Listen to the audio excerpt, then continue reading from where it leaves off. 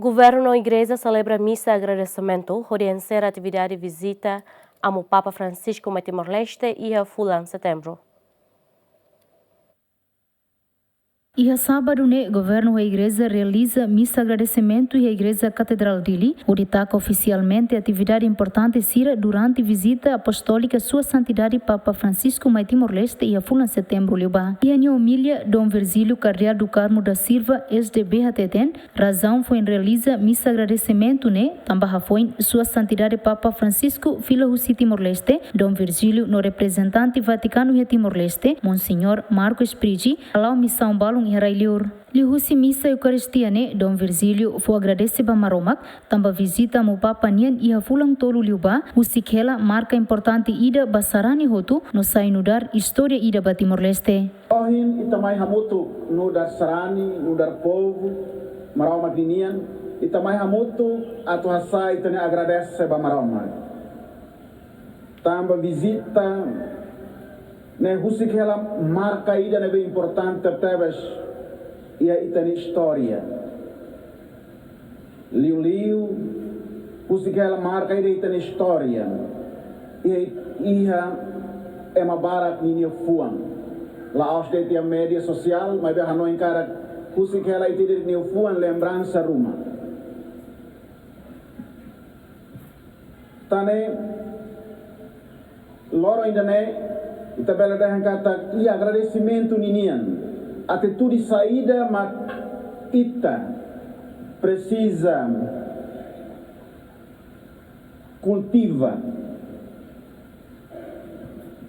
a tua experiência visita a Papa Ninia em 2024 la helrete tem memória e kusmai itarai e muhanesa e museu dei mas vemos memória ida neve tabela rai a biblioteca itabela rai a laboratório atunune continua